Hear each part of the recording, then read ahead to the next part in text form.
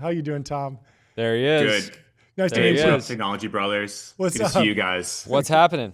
How are you? Hey, not a lot. Doing well. I'm loving the suits. I mean, you guys always Thank bring you. it, but you look great. Have you Appreciate watched it. the stream at all? Are we asking too normie of questions, or are we hitting the right topics? No, it's the right blend of norminess. There's a lot of stablecoin conversation, but that's Sure. to be expected. Yep. People Yeah, love the stables. So Yep. no, great. it's been good. It's been great. I mean, my What are bear we? case on stables is I went super long stable coins and my portfolio is completely flat. And so I'm looking for alpha. Give me some crazy ideas. What are you excited about right now that's not 1 year out, but 10 years out, 100 years out? What's the future look like? Break it down.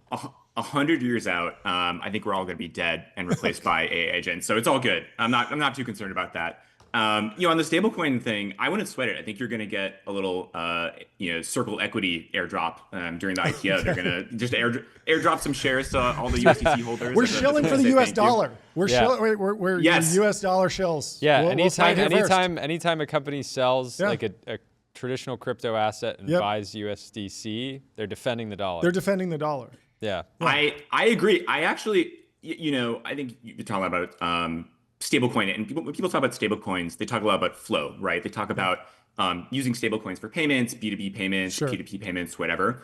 I think the stock thing is actually underrated, and there's a few people in DC who talk about this. I think Paul Ryan was actually talking about basically stablecoins being a way to mitigate a lot of the U.S. debt because now you have all these new treasury holders. Tether is like the seventh largest treasury holder at this point, and I'm like, this feels like a very pro-U.S. bipartisan topic of yes, we want people to be buying, we want more marginal treasury buyers. Stablecoins provide that route, and it's like a little bit of like a saying the quiet part out loud, but I don't really care. I'm very pro-U.S. and I think like using yeah. promoting The irony dollarization. of the digital assets, which people saw as alternatives to Yep. the dollar, are Yep. now some of the greatest defenders. Is Yeah, kind of to dig into it though, beautifully ironic. is it, like Tether's the seventh largest holder? Is that because they displaced like Fidelity by taking like all of the treasuries and they just moved them over, or are these? Can we really think of these as like net new treasuries that are being bought? These are incremental, right? Because these Sure. are people who are offshore. It's people who are in Argentina or Sure. Turkey. That makes sense. Certainly, maybe some of it is cannibalistic, but Yep. for the most part, from what we've seen from, and actually, Rob Haddock, who's one of the GPs with me at Dragonfly, just had a great stablecoin research piece come out yesterday talking about who's actually using stablecoins. And it's, yes, some people in the US, and yes, maybe some people who previously would have purchased treasuries through the broker, but actually it's people who are offshore. And that is actually, I think, kind of the killer app. What is happening in the Asian crypto markets right now? I know you've spent a ton of time over the years kind of focused in that area. How is the regulatory environment kind of evolving? What does crypto activity look like? How do we in get them to China rotate specifically? entirely into USDC? Yeah, Yeah. that's part two. Well, our they're goal. waiting for the airdrop. There we go. No, I mean, Asia and the US have always sort of, I would say, specialized when it comes to crypto. Like if you look back the past 3-4 years, Asia has really been running laps around the US when it comes to anything CeFi. We're early investors in Bybit and BitGet, which are now two of the largest exchanges, incredible businesses. I mean, we're talking billions of dollars in revenue. Some of the features and some of the products that they offered, US exchanges are just now sort of catching up to. So I would cite as one example, a lot of Asian exchanges offered what we now call CDFI, of offering a totally normal centralized exchange experience in the front end, but wrapping some sort of DeFi protocol on the back end to be able to offer people trading for new assets, or to be offer lending and financing opportunities or yield opportunities or whatever is actually available on chain, but without all the complexity and yuckiness of having to manage your own keys, which is kind of what normies want. Coinbase just launched Bitcoin-backed loans using Morpho, which is an on-chain lending protocol, maybe a few months ago. So this is something where the U.S. is now just playing catch-up to what's been happening in Asia for many, many years. I think there's also been this trend of more, I would say, Chinese, previously like O2O founders moving into crypto, and frankly also moving offshore because they see, hey, venture in China is like kind of dead. The domestic market's kind of dead, but I'm a really great technologist. I'm a really great builder. building in crypto is a way to access a global user base and a global capital base, but with sort of the skills that I already have. And so we're early investors in Kaido, which is sort of this now has been coined InfoFi, which I don't quite love, but I think it's a cool concept of Sounds cool. basically scraping Twitter data right now, ingesting that, and then sort of spitting that back out into this sort of gamified clout system. They also do some really cool stuff with like transcribing all these podcasts and just like giving you sort of like an alpha sense for crypto. But again, that's like a lot of Asian talent now sort of moving into crypto. Interesting. How are you thinking about the intersection of AI and crypto personally? We've talked with a number of people about the potential of stablecoins within agents, but there's a bunch of other How often potential. should you pivot from AI to crypto and back? Is that every 3 months, every 6 months, every 2 years? What are we thinking? No, but in all seriousness, how are you? I mean, I imagine you're a consumer crypto investor. You need to get this bet right. Totally. Otherwise, you're going to look like a fool in 10 years. So I imagine. Jordy, this is what I have nightmares about. I know. I'm sure you do.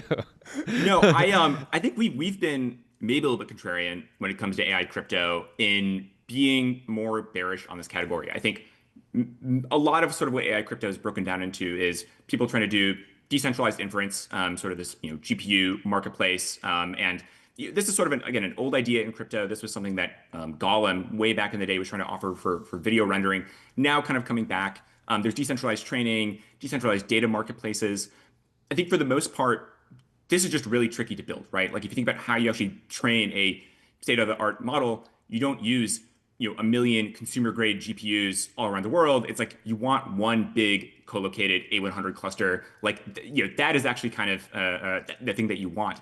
And so like a decentralized network actually it's just like it doesn't really have the right characteristics of something you would like the type of compute that you want. Compute is not a monolith. The areas where I think we've been investing in AI meets crypto and the area that we get really excited about. You mentioned sort of NPC and agent payments.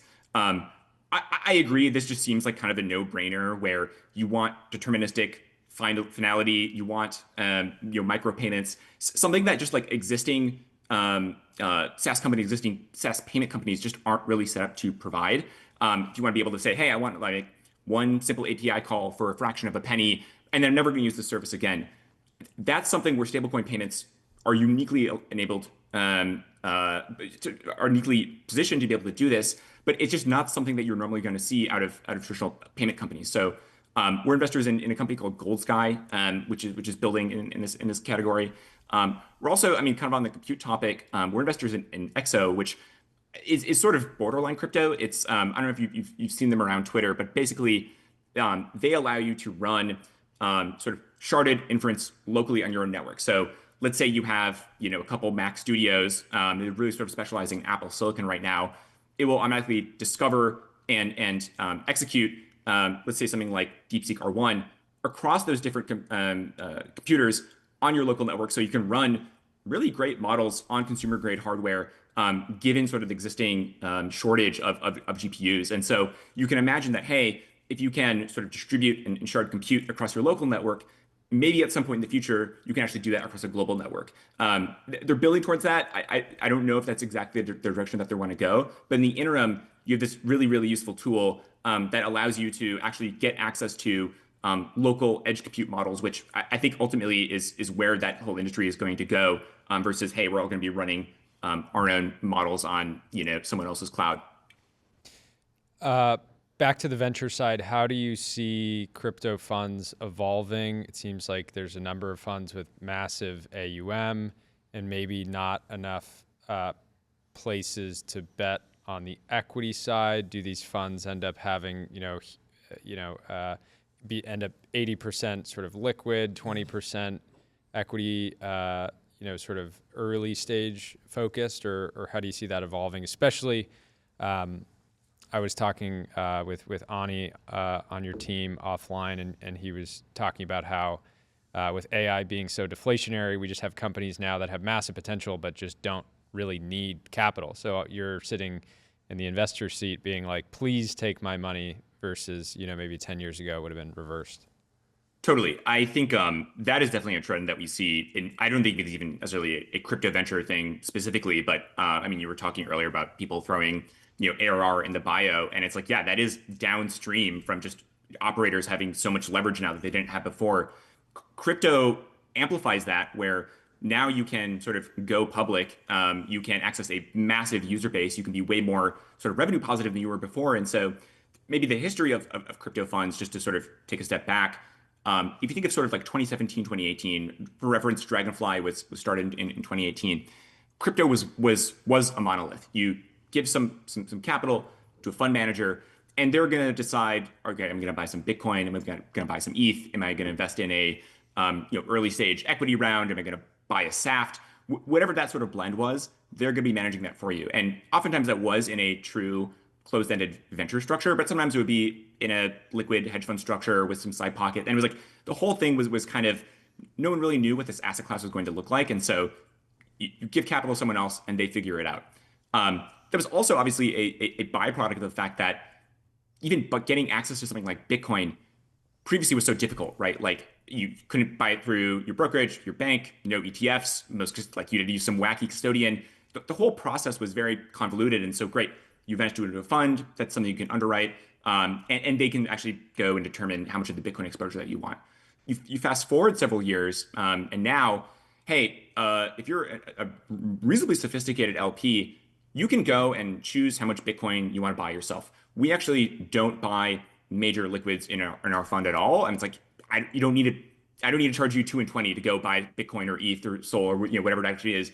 You can go do that for yourself. And so there's been more specialization in the crypto fund area, where now you have true dedicated venture funds like Dragonfly that are kind of doing, let's say, seed through B, in addition to, hey, maybe doing some treasury purchases for some liquid assets that we think have sort of venture upside. And then you have sort of true dedicated liquid funds. Maybe those are delta neutral funds or credit funds or actually just sort of long only discretionary funds. But there's sort of this true split. And I would say it's a bit like the Sharks and the Jets. I think the liquid funds always talk shit about the venture funds, and the venture funds, I don't really talk shit about the liquid funds. I think they're great. But there's sort of the specialization in the strategy. Maybe to what Ani was mentioning and what you were mentioning earlier. Now the trajectory of fundraising goes, hey, we're going to raise a pre-seed, though maybe we'll raise a seed, maybe we'll do an A, TBD, but generally, hey, you'll launch a token, the token will go public, and then maybe you'll do a treasury sale after the fact if you need more capital. And so if you've raised north of $1 billion, to your point, where do you actually go and deploy that? Maybe there are some equity-only companies, and certainly we do a number of those where we think, hey, this company's going to IPO. We don't think there's going to be a token. It can be just a pure sort of revenue generating company, and I think that's like actually kind of an underrated area of the space. But it's sort of unclear where the rest of that capital goes, which is why you sometimes see these very wacky rounds where some company raises some insane amount of money, and you're like, what is going on here? And I think there's just this lag effect between capital raised by VCs and then capital actually deployed into startups.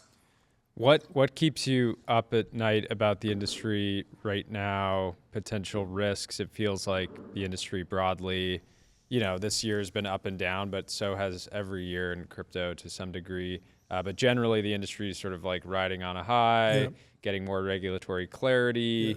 There hasn't been, a $20 billion hack in a while. But like, what kind of risk do you see at a high level that actually worry you?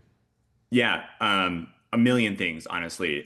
It's an industry that is always changing, and therefore there's always more things to be worried about, but also things to be excited about at the same time. Maybe to your point around regulatory clarity, I'm more worried that we don't get regulatory clarity, and we fail to get a stablecoin bill passed. We fail to get a market structure bill passed. Both of those are, in the short term, not terribly bad. I mean, I would say it's impressive how well stablecoins have grown in spite of being in this sort of regulatory gray area. In the long term, the question is, can we get a digital version of cash that can have privacy for peer-to-peer transactions? Or do we get true panopticon status centralized control? That's something that is going to be bad on a 10 to 100 year time horizon, maybe not so short term bad. but we need to sort of lay the foundation for that now so we don't end up in that bad situation. I'm also, frankly, maybe a little bit worried about a lot of these sort of Bitcoin treasury structured companies. I think there's only so much market demand for these actual convertible assets. And I'm like, it is great when number go up. I'm a little bit worried about what's happening when number goes down. Let's just give it up for when the number goes up. Yeah. Just stop right there. You don't need to talk about when the number go down. Yeah, let's just focus we on want to when cut the you off number right there. goes That's up. never even happened, so let's not worry about that. But overall, I mean, it is a great time in the industry. It feels Fantastic. like you're saying, it just never dies. Every time someone thinks it's over, that's actually the time that we're so back. That is the exact time to be back. And the best. it feels like we're back now in a big way. So we're really excited about where the future of the industry is going. Well, thank you for hopping on. This is fantastic. Thank you for coming on. Come back on again soon. I think you might be a generational yapper. You're one of us. We live to post, we die to post. It's all great. part of the same life cycle. So thanks for having me on. All right, talk thanks to for you coming soon, on. Tom. Good to see you, Tom. Cheers.